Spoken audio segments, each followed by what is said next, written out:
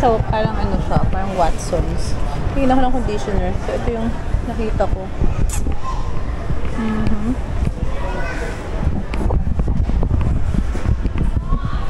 So, yan siya ay nabili na. Shampoo and conditioner.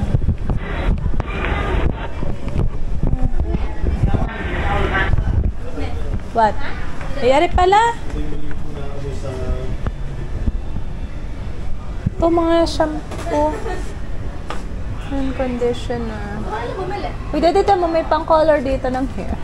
Ito. Oil. Uy, siya ko. Gloss yun. Ito na 400,000. 289 pesos. Ito, color shampoo.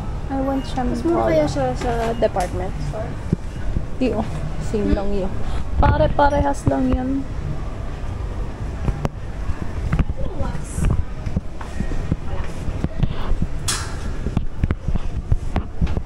Isa siguro mayari. Vincom. Vinca. Electric pa rin. Mura lang. Pero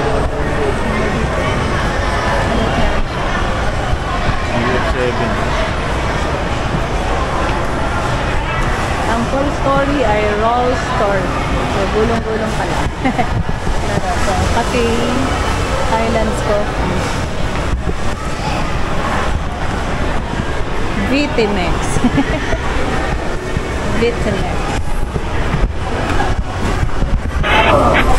Sabi pa saan? Sa Winmart.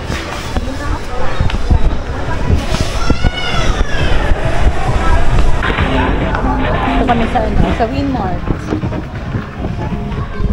So, parang ano. Ayan. 1.2. Sa Igun. Alin sa kay mama, no? Sa mother. rin mo bango yung yan pala. Raninin mo ito. Hanoy. Dalawang to. Ay, akin yan. Ito? Oo. Hindi ko pa nabubuksan. Ang binuksan ko yung U.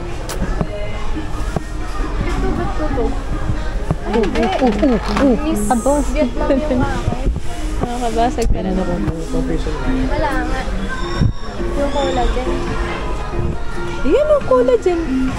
Ito kaya yun? Aba. Kaya ko yung shampoo.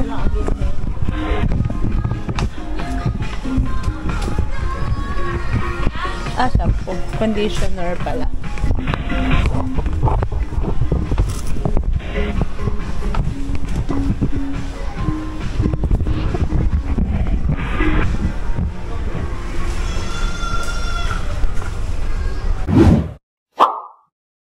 Guys, so good evening. So magkuha lang ako ng ilan sa mga napamili namin.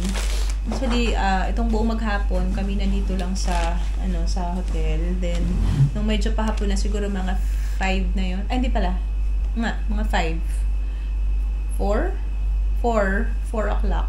Lumabas kami. Dahil dito sa palibot namin to, pagbaba namin ng hotel. Palibot 'yan, tapat ganun. Yung buong street na 'yon, as in, grabe. Gagastusan ka talaga. Sobrang daming damit, sapatos, pabango, mga skincare, and everything. As in. Tapos, ang maganda pa, mga type talaga, lalo na si Ayesha, as in, siya parang nag-hoard, hindi maintindihan. Pagdating niya doon sa store, lahat ng nandun, lahat ng store na pinapasukan namin, lahat meron siyang gusto. So, sa dulo, siya talaga yung maraming nabili. Siya yung maraming yan. Kakatuwa dahil affordable yung mga price, tas magaganda talaga siya. Then kaya lang mostly yung mga sizes na nandoon pang kanya talaga, mga pang petit. Okay, so i-heart ko lang yung ilang mga nabili namin dito. So ang una, sige, unahin ko lang muna siguro. Ito tindahan na tong 7 AM. Ito'y dito lang sa tapat namin. Ganda yung mga tinda niya. Actually, ako, bibili lang sana ako ng shorts. Nakita ko. So, may nakita akong shorts doon. Ayan, ito. So, look at this. This is 199,000. Okay, 199,000 Vietnam dong. Yun. So, around almost 400 pesos. Ito. Parang sa ano siya, parang yung nasa Uniqlo na shorts. Tapos, tinernohan ko lang siya ng isang white na shirt. Ito. Yan. This. So, ito lang yung maka-partner. This is in medium. 265,000 siya. Pero, nakasale siya ng 85,000. Imagine, ang laki nung nabawas. As in. So, 265,000 Vietnam dong.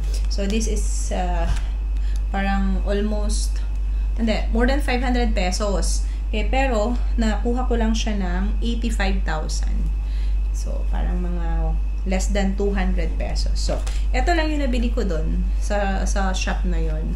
Okay, at syempre, si Ayesha, ang kanya naman is, ano ba ito? Dalawang top na white. Basic tops. Okay, mga basic tops lang. Ito. This. Yan. Actually, kasya din to sa akin. Ito talaga yung gusto ko, yung una. Kaya lang sabi ko, parang, parang maliit. Pero pagdating dito sa bahay, sakto naman. Parang kasya din siya sa akin. Tsaka itong, itong may kabayo na. Kabayo ba to? RL. Yan. Ang price niya is 139 also. Yan. Kabayo. Ano ba to? Kabayo. Ralph Lauren. Ano to? Ralph Lauren. Sino ba to? Di ba kabayo? Parang kabayo. Ralph Lauren. Okay, Ralph Lauren. This one is 139,000 each also. Okay. But, katulad nung, mas mura pala to sa akin, ano? Kasi it's 265,000 is 85,000. Tapos ito, 139,000 is 85,000 din siya each. So yun. Ito yung kaya siya. So dito namin siya nabili. Recommended ditong store na to. Dito siya sa number 1, Nguyen Cao, TP Benin. Yan. It's 7 AM. Tingnan nyo yung mga number dito. Parang number din lang sa Pilipinas. O, 0972-808-895. Parang number ng Philippines. Okay, so yun. So, ayan yung sa unang store na pinuntahan namin. Then, ito yung sunod. Ano ba to? Okay. Ito. Itong sa Kanifa. Okay, this. Kanifa. Yan. Itong Kanifa na to, para siyang may vibe ng may vibe siya ng parang Uniqlo. Parang Uniqlo yung vibe niya. So, this is ano ba yan? Ayan. Okay, so ang binili naman doon ni Ayesha is ito, 59,000 na women's socks. Ito. Okay. Then, kita siya ng pantalon doon. Sabi niya, type niya. I think this is Acid pants. 30% off kasi yellow yung kanyang 30% acid pants, no? Acid wash pants. Okay. Yung price niya, original price niya is 799,000. Yan, 799. Pero, nakuha namin to ng 30% off. 500 something. 1,000. Diba? Ang yaman namin dito 1,000. 99,000. So, 1,000, right? 1,2. 1,2 sa peso natin. Yun. Tapos ako, ito, basic lang. Top lang siya na Kanifa. Ang brand niya is Kanifa mismo. Diba? Parang Uniqlo nga siya. Kasi itong niya Kanifa din. Itong kanyang yan. Ito. Ito naka-sale. Siya ay 199,000. It's 99. Pero nakalagay dito, 79. Naka-sale kasi siya na 50% off. So, nakalagay is 79. Pero nung babayaran ko na, sabi nung sales lady is 99 daw. So, okay. Pang lang, pang inner. Yan, gamitin ko inner. Yan na to, pang inner siya. Yan. Ito na lang yung nandudon. Sige, kasya naman to sa akin. Mga pang inner. So, dalawa yon for 99,000. So, again, dito siya binili kay Kanifa. Next, nung pauwi na kami, balik na kami nun. Eto, doon sa store, nakita din ni Ayesha. Kasi nag-plan namin na mag-Halong Bay kami. Halong Bay nga. Magkukruz. sabi ko, bibili ng isang damit siya na parang, yung pwedeng pang, ano. Ito yung napili niya. Actually, tatlo yun. Gusto niyang bilhin lahat yung tatlo. At bagay naman nga sa kanya, kaya lang, syempre, sabi ko, wag masyadong mag-hoard agad kasi ang dami pang store, sobrang dami palibot dito sa hotel na to. Puros kung papatulan mo lahat, mumulubi ka talaga dito. Sabi niya siya, dito na daw siya dito daw siya mag-work. Okay, ito, maganda naman, as in maganda siya sa kanya, bagay naman. Ayan, may na to, maikli siya, pero siya, may shorts na sa loob. May shorts na siya sa loob. Hilig siya sa mga white ngayon. Kasi, pang siya. Pang cruise niya. So, ayan. Eto. Kano nga to? 240,000. Yan. 240,000 to. Yan. So, ito lang. Siya lang yung bumili dito sa store na to na M2 and 4. Ayan. M2 and 4. Okay. So, ayan.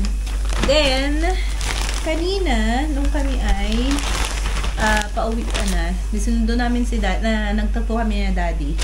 Pagkakain namin sa doon sa may hotel, anong mall yun? Vincom Mall. Doon kami kumain. And guys, take note. Ang Jollibee dito ay may bulanglang. May bulanglang. Para siyang bulanglang, pero hindi siya lasang bulanglang sa Pilipinas. Para siyang pho na may kalabasa, tapos may chicken. Basta, iba yung lasa niya. Mukha siyang bulanglang, pero hindi siya yung bulanglang na tapos yung kanilang rice, may rice, tapos may gulay pa rin, tapos chicken, kaso walang gravy. Yun. So, kanina, pag-uwi namin, ulit kami, lakbay-lakbay, pauwi, kasi nga, sabi ko sa inyo, yung street na yun, anong street yun, Daddy? Fashion Street. Ay, oo, kaya pala. As in, Fashion Street nga. As in, super, lahat ay pang fashion nga yung nandun. Naku po, kaya naman pala, dinala ng pag-book ng hotel. Fashion Street. Sobrang dami, as in, gabil-ana na ganun. As in, puro fashion nga. Kaya Fashion Street yung pangalan. Nakalagay dun sa arc na malaki. Fashion Street. So, ayun. Eto, dumaan kami dun sa, store. MHC. Ayan. MHC store. At eto, kaya siya, nag-hoard naman. Kasi, ang mumura ng kanilang mga denim. As in, puro denim siya, na lahat ng denim niya, nakasale siya, lahat ay 79,000 lang. Imagine, 79,000 ang denim. So, magkano lang yun? Parang 180. Wala pang 200 pesos. So, ayun. So, ang isa na nabili, si Ayesha Bale ay nakailan doon? Tatlo nang nabili doon. So, ito ang isa. Okay, skirt. Parang ang ikli niya, no? Pero siya shorts. Yan, may shorts sa loob. Yan, may shorts sa loob. Kaya safe naman. So, short siya. So, ayan. So, isa to. So, for 79,000. And, may nakita din siyang Alexander Wang. Yan. Gusto niya. Alexander Wang na pants. Maganda nga naman. Bagay sa kanya. Kala ko mahaba, pero hindi. Hindi naman pala. Ganda. Yes, this one. And isang jumper na pants. Yan. Bagay din po sa kanya. Yan. Okay. Wide leg. Then, straight cut siya. Okay. Smiley. Yan. Ito yung nabili niya sa yung MHC na yun, na store. So, ako naman, meron din ako nabili. Dalawa. Ang akin ay di isang Prada. Yan. Ito. Ayan. May rin to. Palda siya. Pero may shorts din sa loob. Ganun dito. Yung mga palda dito. Maikli siyang halos may tingnan. Pero, see, may mga shorts siya sa loob. Yes. Ganda, diba? Okay. Then, isang jumper din ang nabili ko. Ang cute niya. Actually, alam nyo ba, may nakita ko doon na magandang top. As in, ang ganda niya. Kaso, ang problema, lagi na lang kaganto ba naman ng kawang, kaganto ang awang sa aking may tagiliran. Hindi siya ma-zipper. Tapos may isa pa ako nakita na top din. Hindi siya kaganto ang kawang sa likod. Hindi rin siya. Nakakainis. Okay, so ito yun. So ito na lang yung napili ko. Itong jumper na to. Diba? Cutie-cutie. Yan. This. Okay, ayan o, ganyan siya. Okay? Tapos, ano siya, hindi siya buo. I mean, hindi siya, tas may tattered na konti. Ito. May design siya. Ayan. Tapos, dito sa likod, may bulsa na dalawa. Okay, pero hindi siya yung hanggang babang-baba. Tapos, ito. May bulsa din dito sa unahan. Tapos, may pagarni. Wala kang color to. Denim siya. Yan. Tapos, may free kami na binigay sa amin si Ining na sales lady. Pinapili kami ng dalawang ganito. Just for free daw. For free. Yun. So, si Ayesha dito, ay dito ang tuwa nga. Kasi nga, ang daming ano. Tapos, ang isa pa, yung mga stores na pinuntahan namin yan, yung mga sales lady, tuwan-tuwa kay Ayesha. Ang sinasabing, very beautiful, very beautiful. So, tuwa naman na rin isang ari. Parang feeling niya. Gusto na, hindi na lang daw siya titira kasi siya beautiful din. Okay, then, yung iba na mga pinamili namin, edi yung ano lang. Tapos, may store pala dito sa baba, yung parang convenience store. Yung pinakita ko sa inyo kanina, yung nauna kong vlog. Daming tinda. At, okay naman, sarap. Tapos, nag-mall nga kanina. Yun, bili ng mga kung anik-anik lang. So, yun. So, eto ay lalabahan na naman ni ate.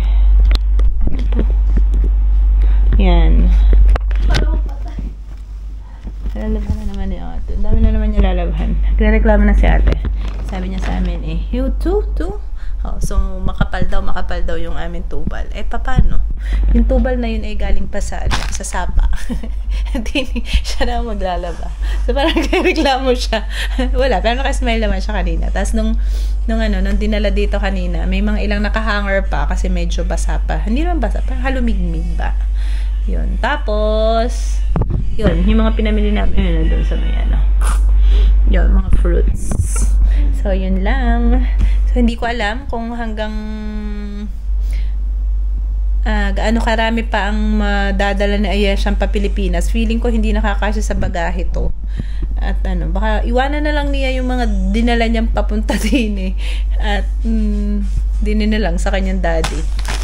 Yun. So, yun lang. And that's it. Bye!